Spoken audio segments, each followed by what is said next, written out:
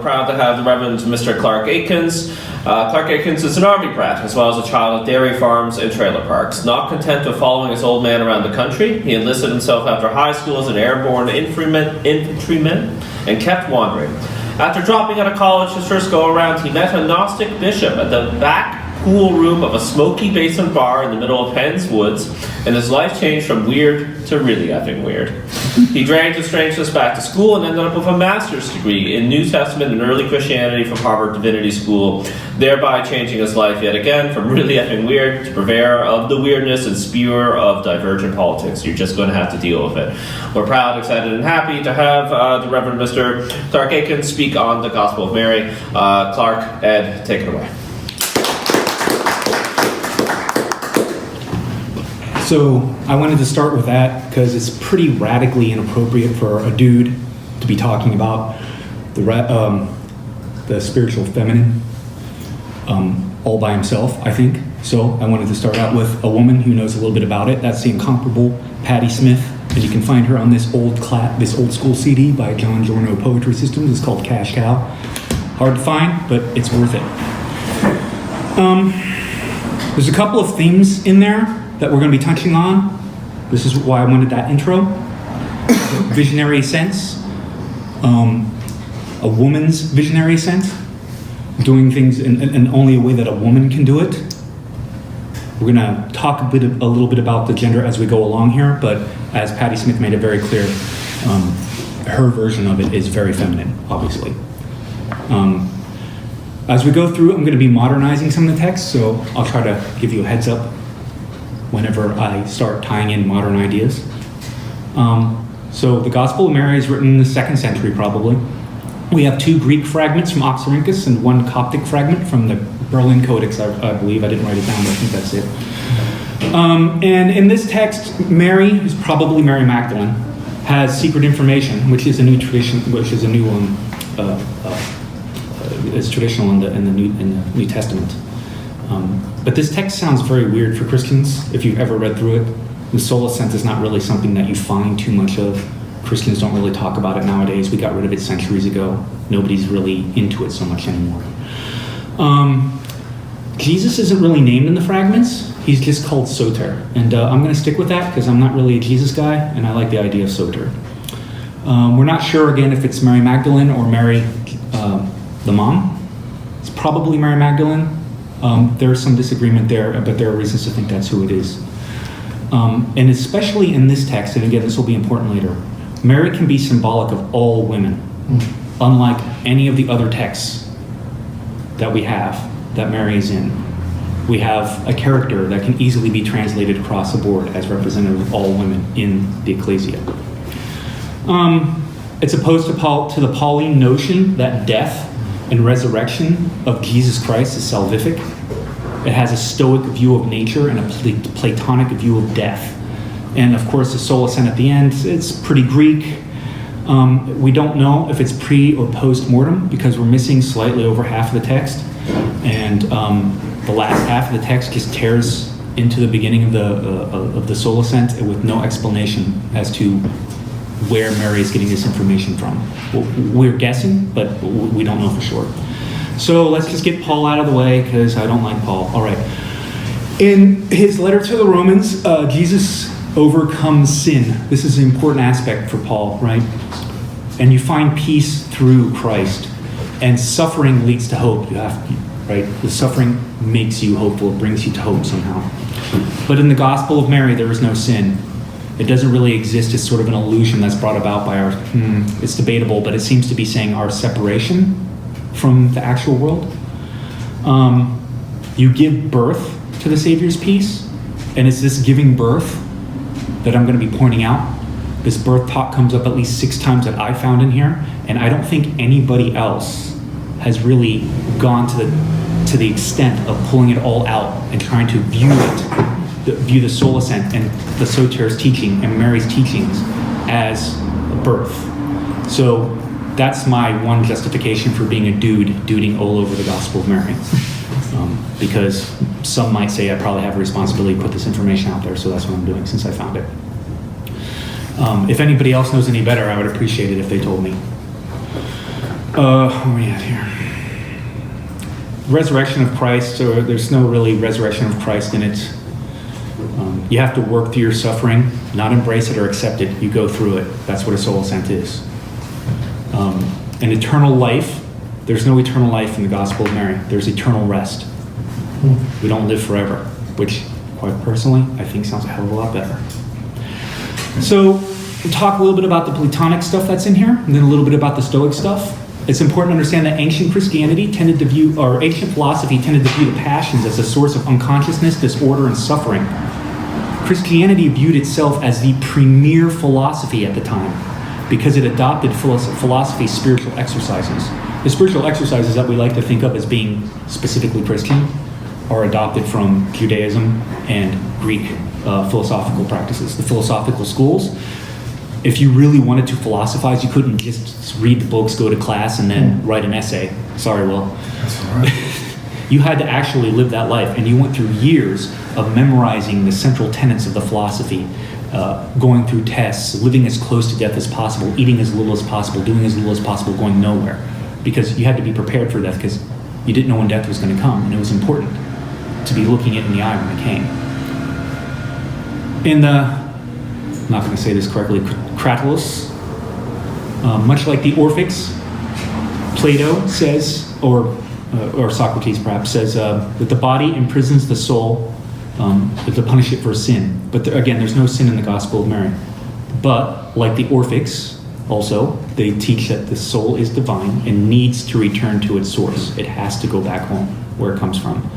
In the Phaedo, death releases soul from the body, thereby purifying the soul. And there's, I believe this is where we get the meno, or the word play, equating, I think it's in the Phaedo, equating the body with the tomb. Yeah, Soma and Sema. yeah. I think it's in the Phaedo.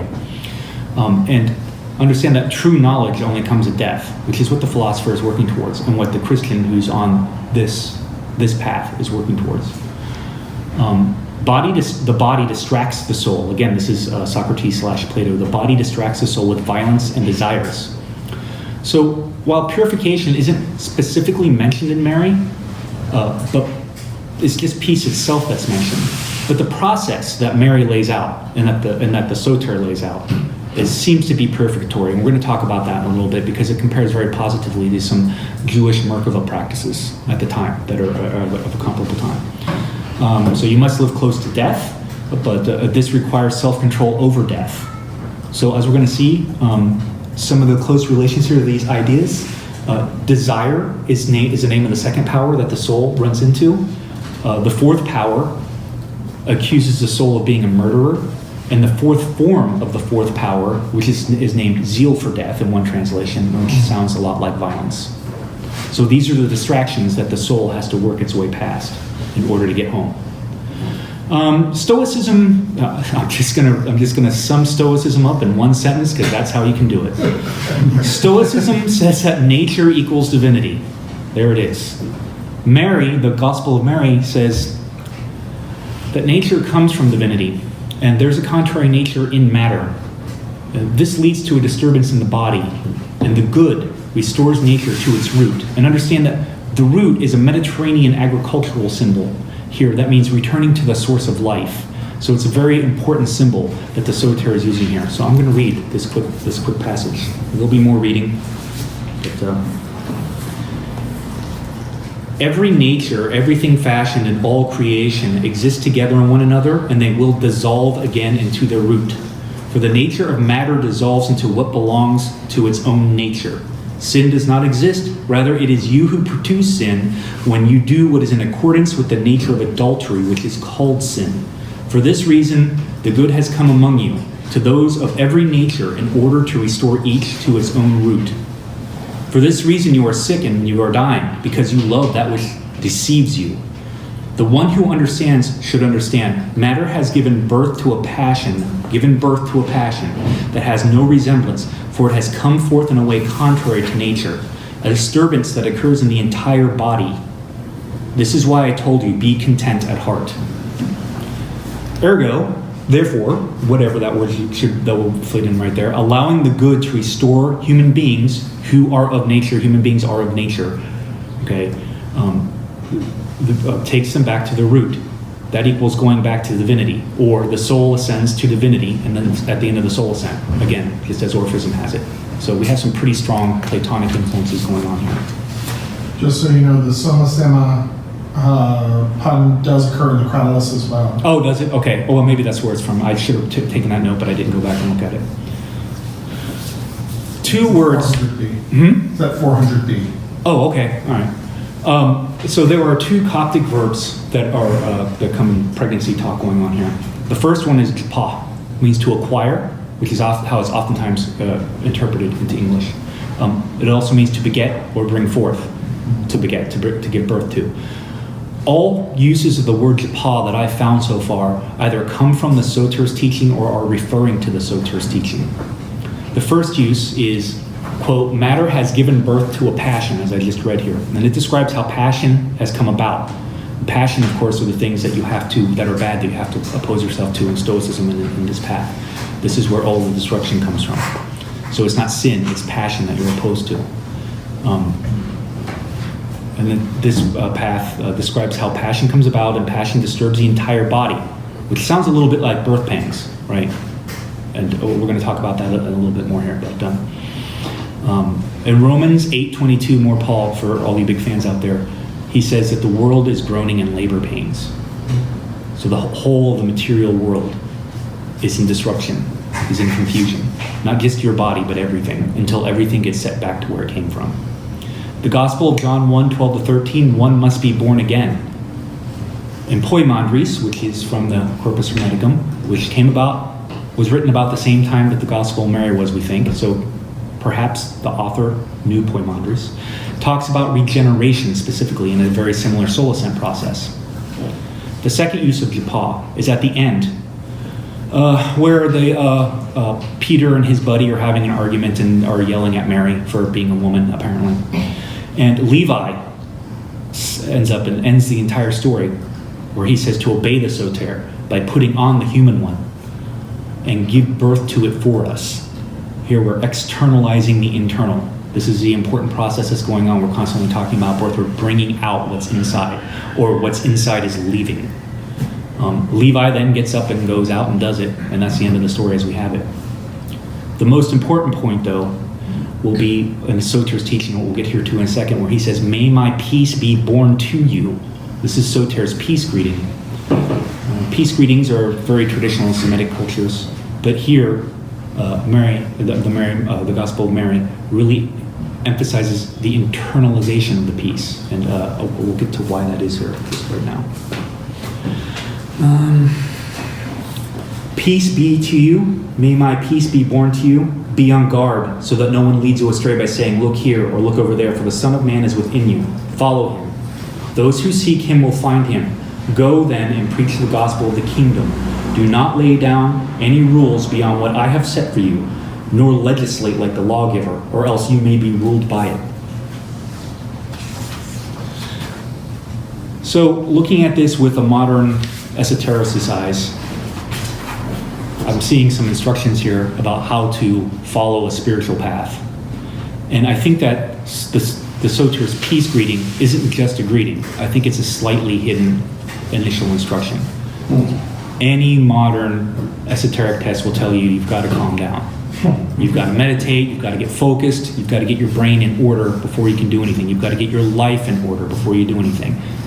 Right? You have to, if you need to have a place to put yourself, you need to have clothes to put on, you need to have people to look after you, you've got to have food to eat, all those things have to be put in order before, that's the first step before you can do any spiritual practice. You've got to take care of your body first.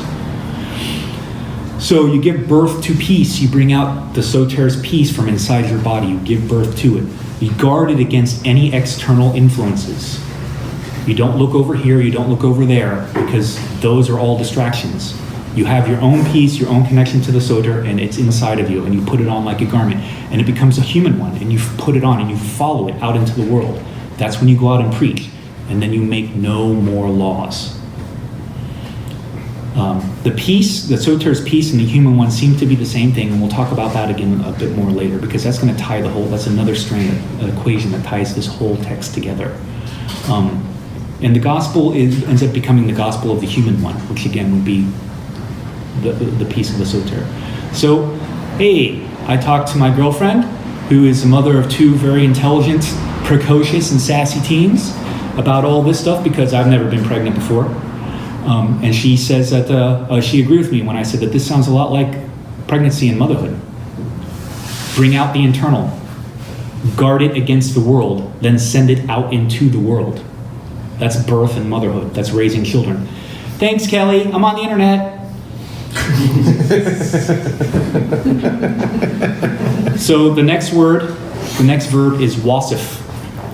It means be idle, bring to naught, leave idle, barren, annul. All of this comes from Mary's teaching. I found this very interesting. Everything about the Soter's teaching and referring to the Soter, we're using the active concept of literally giving birth. Well, Mary's teaching from the soul ascent, she uses the verb to leave things behind. Because when you're dealing with the powers, to defeat the powers, you have to leave them behind. So you leave them barren. She uses it 3 times in the text, in the fragments that we have. The first is when the soul had left barren the third authority, which is ignorance. The second usage, where you come from, where are you coming from, slayer of humans? And where are you going, one who leads realms barren? This is the answer that the soul has for the challenge to the 4th power of wrath. The third usage is, what has surrounded me has been laid barren, which is, again, a part of the soul's response to wrath. All of these treat the powers like wombs, as I said, that have just given birth to the soul that has left it behind. Also, Kelly, she says that sounds a lot like postpartum. When you start to think about it. So we're going to read through that here, and then you can put it all together for yourself. We don't have the discussion between wrath, the first power, and the soul. We just don't know. We're not even sure, again, if this is a pre-mortem soul ascent or a post-mortem soul ascent. It's all missing. It's very frustrating. But we think the first one is darkness, because that fits a pattern that will come later. And desire said, that's the second power, I did not see you descending, but now I see you ascending. So why are you lying, since you belong to me? The soul replied, I saw you. You did not see me, nor did you recognize me. You possessed me as a garment, and you did not know me. When she said these things, she left rejoicing greatly. Again, she came to the third authority, which is called ignorance. It examined the soul, saying, where are you going? You have been ruled by wickedness. Surely you have been ruled, so do not judge. And the soul said, why do you judge me when I have not judged? I was ruled without having ruled. I was not known, but I myself have come to know that all is being dissolved, both the things of earth and those of heaven. Right? This is the soul. This is the information from the soul that that was taught to it by the Soter. When the soul had left barren the third authority, she ascended and saw the fourth authority. It took 7 forms. The first form is darkness, the second desire, the third ignorance, the fourth is envy of death, the fifth is the kingdom of the flesh, the sixth is the foolish wisdom of the flesh, the seventh is the wrathful wisdom. These are the 7 authorities of wrath. They queried the soul, where are you coming from, slayer of humans, and where are you going, one who leaves realms barren? The soul replied, what has ruled me has been slain, and what has surrounded me has been left barren, and my desire has been brought to an end, and my ignorance has died. In a world I was set free through another world, and in an image through a superior image. The bond of forgetfulness is temporary. From now on I shall receive repose and silence for the duration of the time of the age. So when you stop to think about it visually, after you've followed, at least in this human life, the beginning of the teachings of the Soter, and you've given birth to the human one, you go through the soul ascent, this visionary ascent. And as you work your way through the realms, as I've already hinted at, it looks like birth. When we think about soul ascents and other soul ascents as they pass through the planetary realms, or whatever realms, they encircle the earth or they encircle the human body, and the human body works its way through it. It gets itself out. And it has to do, and there are different ways to do it. Oftentimes you have to answer a riddle, or you have to tell the thing off like we're doing here, or you have to explore, or even better what we're doing here, you have to prove that you know what you're talking about. You have to prove that you have the experience to be able to get past this trap that the power lays for you. So, and the goal is ultimately to rest in silence. The silence kind of reminds me of the Soter's peace, perhaps, in which might hint that it's a spiritual state accomplished in life. So perhaps this is a pre-mortem soul ascent that would prepare one for a post-mortem soul ascent. I'm not totally convinced. We're missing bits of it. It doesn't have to be that way, but maybe it is.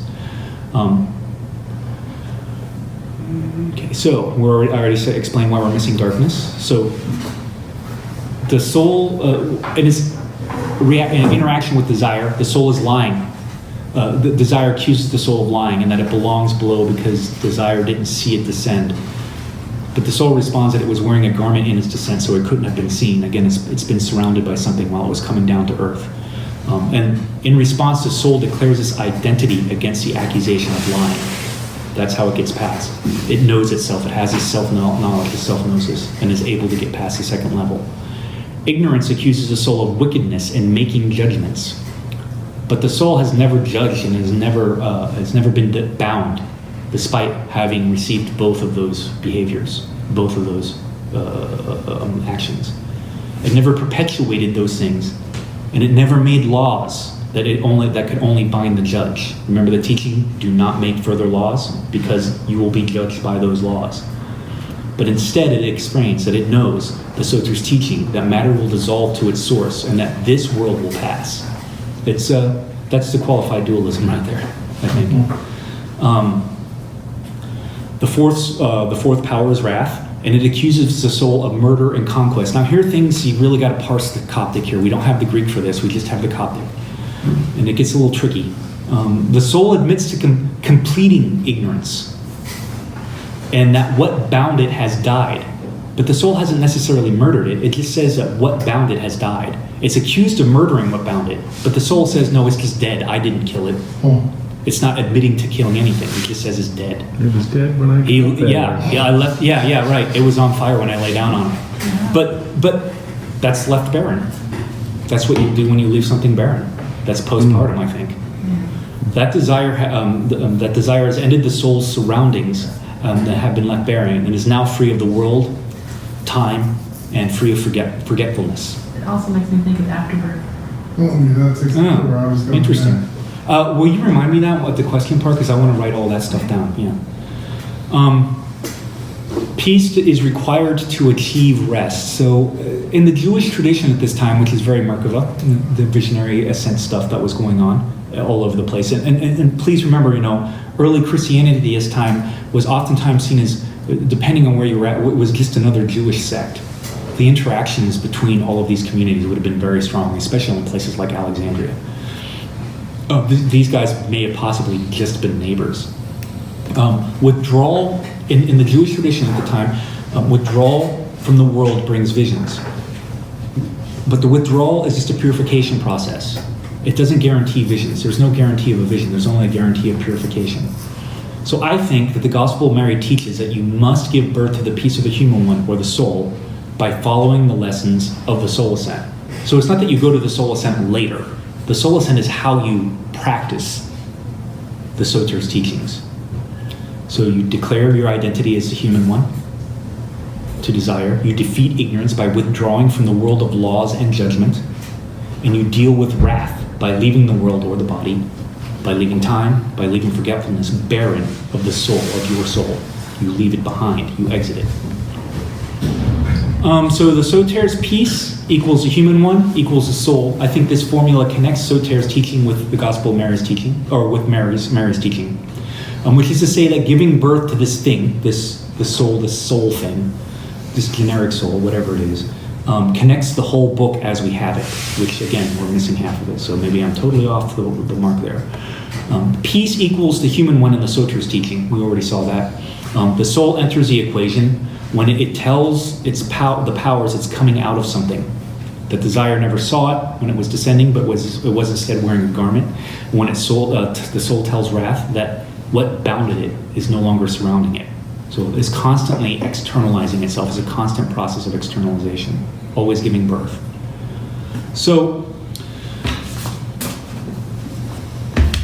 I'm kind of interested in applying some of these lessons to the modern day. I think that a lot of Gnostics would be interested in this sort of thing. I know I came here looking for this sort of thing.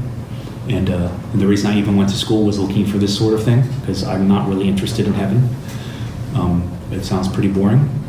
And honestly, Sorry. No, I agree.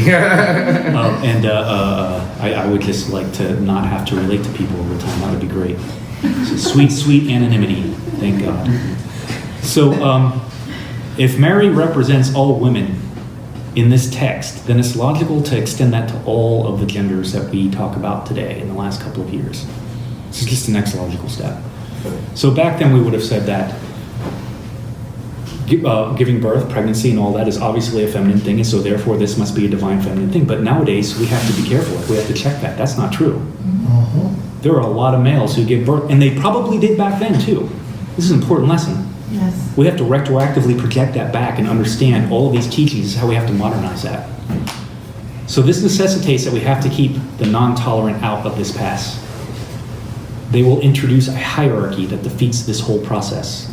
They will lock up souls, surround them by darkness, desire, ignorance, and wrath, impeding their path from the start. Repression keeps one focused on the outside world, making the birth of the peace of the Soter impossible. Allowing white supremacy and gender repression and all the rest of that crap, allowing it in, just an inch, makes the cultivation of the soul impossible. So, by Popper's conundrum, intolerance cannot be tolerated. Not on this path. The end.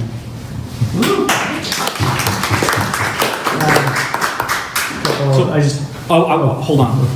I want to hear bitches, gripes, questions, suggestions, but I want to hear them from non-cis males first. Yes. I gotta support what you were saying about what you were saying with the ascension, whether it's post or after mortem. Yeah. Where's my pen? I went to seminary for very similar reasons why you're following spirituality, and my professor of patristics, Father John Anthony McGuckin, he says that Jesus spends most of the Gospels in the process of ascending, that his ascension isn't after death. It's a process, kind of like we were talking about healing today. It's a process, not a moment. And that the kairos moment then, the axial moment in time, is a process, not a chronological point.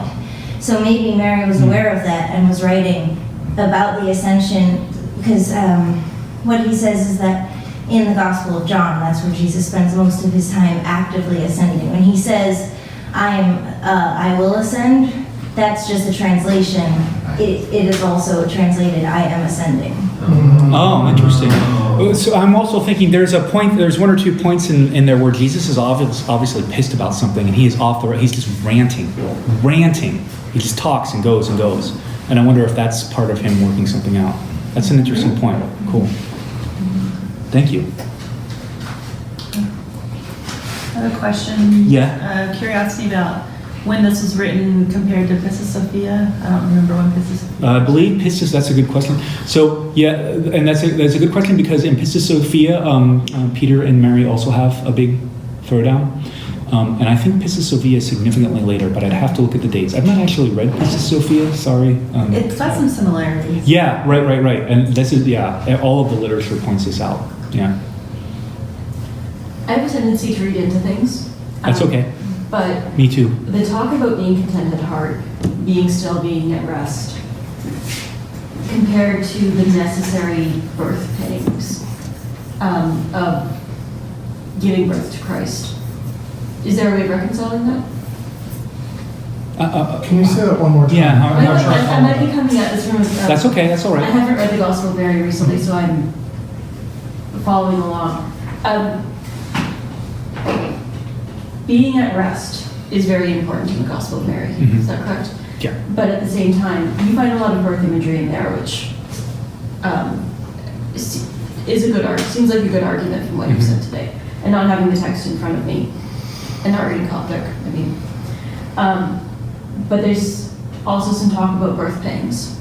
Well, that was me. That's not in the That's text. not That's in the me text. saying that the disorder and the disruption of matter and the opposing spirit that is in matter creates that, and possibly maybe creates sin and confusion and the darkness and all these things, and that the peace and giving birth to the peace is how you give birth to that, is how you get rid of that. That's withdrawing back into the root of your creation, Okay. back into divinity. Okay. Okay, thank you. Yeah, yes. Does that make sense? That's Yeah. what But the I- Bible doesn't say, the gospel, sorry. The gospel of Mary does not straight out say that that's birth pangs. That's just me. But you related your thought then to the gospel, to Romans, didn't you, with birth pangs? Yeah, that's right. Yeah, Romans does say that, yes. And I'd have to look up the whole thing and put it into a more proper context. But I think you do make a good argument of birth imagery underlying this text. And yeah, thank you, giving birth to the peace and therefore resolving one's own passions. Right. Yes, thank you, that makes sense. Okay, cool. I'd like to throw out a thought about reconciling the peace with the birth campaigns. Is that for birth to work well, it's really important for the mother to be at peace and to get out of the way so the body can do what the body's going to do. Oh, okay. So they both have to happen at the same time. Oh, that's really, okay. So there's a suggestion then that, I mean, assuming that To like going birth into the imagery- suffering, to work through the suffering, to me that is birth. Yeah. And so, Yes. so Process. the process of our souls withdrawing to their root, birthing the peace is natural to us, which is why the Savior says, don't make laws. Right. Be like the lawgiver. Right, because it keeps you Because caught up we- in the confusion and the frustrations of the world. Contrary to all that, to all these rules about, how to purify yourself and how to ascend, we already know. It's already natural to us if we can just keep calm. Right. So yeah, creating laws creates a fight with the suffering instead of working with it. So it Right. fights against it. Yeah, so you resist it. Or try to force your crap onto the rest of the world instead of just letting the kid go out and play. Was there any other?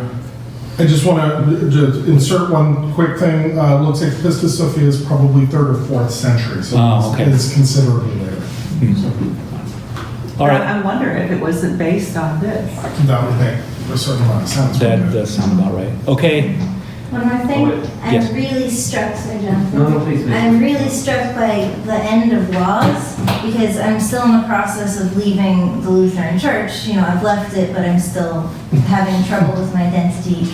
And law and gospel is so pivotal to that. But part of my leaving the Lutheran Church is realizing what misogyny undergirded all of Luther's theology. right. And so there's misogyny then in the law and gospel. If we're taking a feminine spirituality would be the end of laws because we can all start to be accountable for ourselves. Right. Instead of just following in line and doing what Which is freedom and obedience Yeah, in a way. anarchy. I've got very little to say because, again, I also read, I don't know when, I can't remember when, so I can't remember stuff. That's okay. But I wasn't really, and that's the thing, I haven't given birth either. So, Fair enough. so I'm like, rest and birth?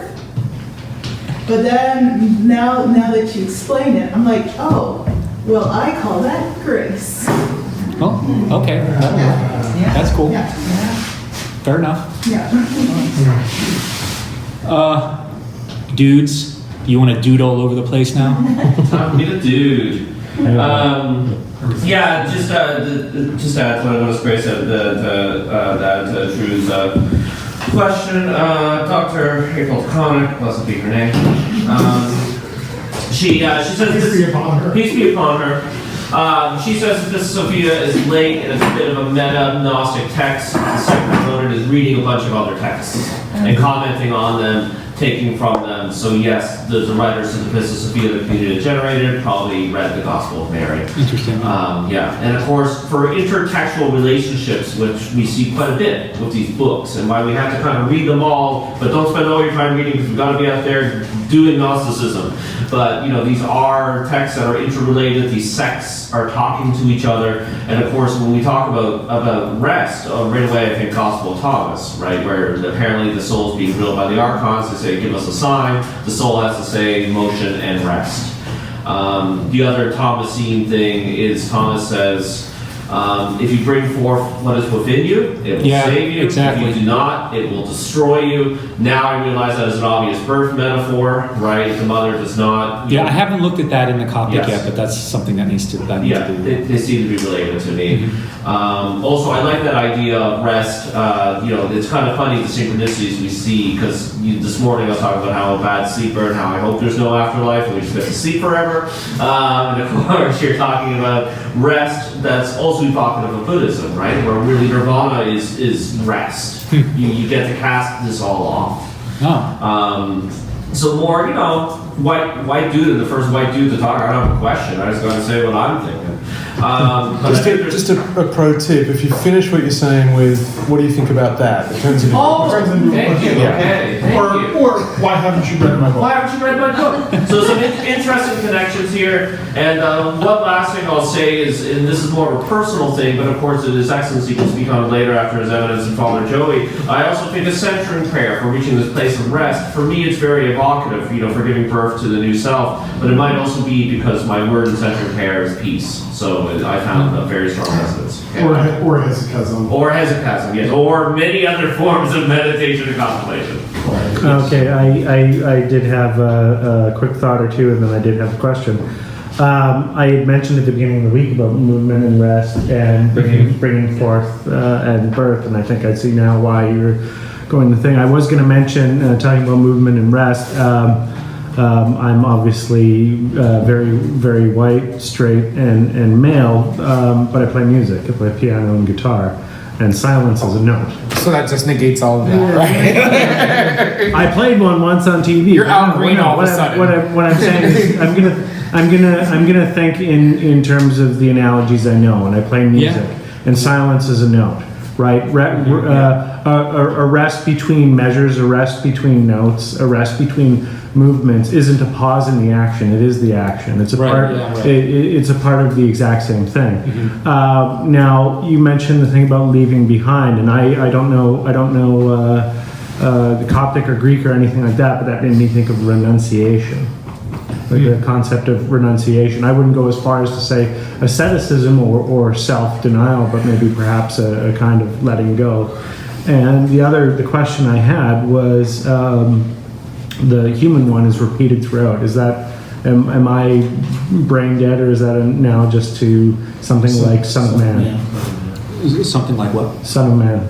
Son of Man. Yeah, that's right. Yeah. I was also thinking Adam Cadman. Adam, Yeah. you were thinking what? Adam Cadman. Yeah. You're a creature.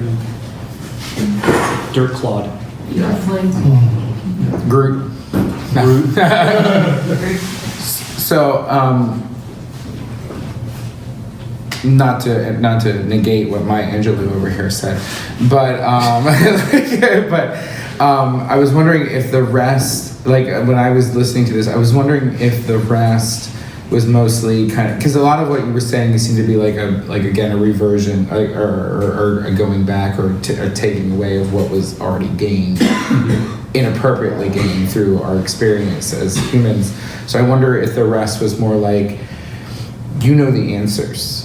Like you already know how to give birth. It's part of who you are. It's like if nobody ever read a birthing magazine or had a pediatrician or anything like that and it had to give birth, like it's kind of a part of the natural process. So I was wondering if the rest was more about like don't worry so much about what you've been told. Like the root is something that's natural in you and instinctual. Right. Where's where you naturally go if you just let everything go. Exactly, yeah. Maybe. I just like if that idea. were the case, it would be happening all over the place. Say what? If that were the case, it would be happening all over the place. Maybe it is. I mean, there seem to be a lot of people who are happy to be alive for some reason. Well, and that makes me sad. It doesn't mean I'm no expert, but talking about it would be happening all over the place, not necessarily. In order to give birth, you kind of have to get pregnant first. Well, that's true. Right. Too. So what's the missing step? And then the missing step in the Gospel of Mary is that the good has come into the world to set everything back into order. So, I mean, I suppose you could say that's getting pregnant. I suppose that's getting pregnant. You got to bang Jesus, yo. He's right there. Yeah. A lot of the birth language we're using now is also very similar to taking a shit. And to do both processes, you have to relax your anus. Today's theme. Between that and for dance also. Today's theme. She's one of us. However, She's one well, of us. birth is natural, and you can just do it without help and things. I think one of the reasons society developed and women started passing along this knowledge from generation to generation was because so many women died in the process. Where It was very dangerous by back then. studying That's it, right. by learning about our processes, we can share this knowledge with each other and increase our life. Right. So it is a natural process that we can do, but by using our brains, we Believe the relationship. Exactly, that's what I'm saying. Yeah. And the knowledge. Relationships and knowledge. It's natural, but it can be done without killing you. So this is interesting because it's reminding me of something I learned in undergrad when we were studying a little bit about this. One of the things that the ancient Hebrews, I mean, they're very misogynistic, what we call misogynistic nowadays, but one of the things that they respected women for was giving birth because birth was so dangerous. And they equated women, or in the poetry they talk about women as being warriors going down in their blood while they give birth, because they respected it so much because it was something that they couldn't do. So the male version of that was being a warrior and going out and fighting people for more dirt clods, I guess. But you know, a lot of babies didn't survive back then, and a lot of moms didn't either. So that's true. You're right. I think that for that reason, this metaphor that this book seems to be centering on would have been far more obvious back in the day. Whereas nowadays, we just keep saying it, you know, you've got to find the sin when it's not about finding. Because that makes it seem like it's already outside of you. But it keeps preaching about not looking outside of you. Maybe it not being obvious is all the more reason why we should be studying it now. Yeah, yes, exactly, yeah. I think a lot of it has to do with how we've alienated ourselves from our natural way of being. Mhm. Our society is such that we have to leave home and do some sort of technical something in order to make a living. Or, you know, we don't Right. grow all of our own, most of us don't grow all of our own food, you know, that we have to give money to somebody to eat. Yeah, right, To we're get totally removed clothing from or whatever. all those processes, that's right. There's so much alienation just from basic existence that I think that's why this is so foreign to us. Yep. The Marxist I alien. feel like things just took a Marxist turn. I'm not comfortable. Say what? I feel like things just took a Marxist turn. I'm really uncomfortable now. But I'm not sure I can stay. is that what they're talking about though? By going back to the root, is that sometimes our cleverness and our intelligence and all those things get in the way. I mean, I'm not negating what you were saying about the preservation of life or anything like that, but I'm just saying capitalism is just so ingenious. But it has separated us from our natural way, and maybe that's what a big part of this. I mean, if you take the pregnancy and you look at it in a larger sense of what are we bringing into the world, we're giving birth to capitalism and governments and those kind of things. Two things. I think capitalism is fallen and it is corrupt and sinful.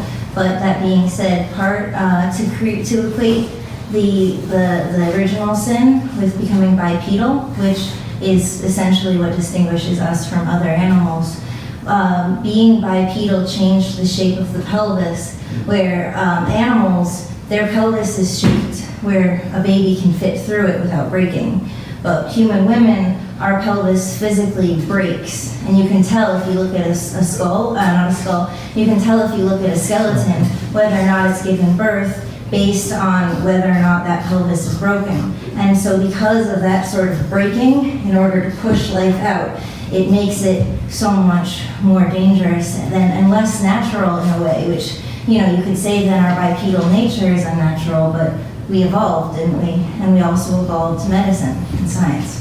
That sounds like a design flaw to me. Well, there's a lot of hormones that Take it up on help that. I think you have it bad. Sometimes my nuts stick to my thigh when it gets hot out.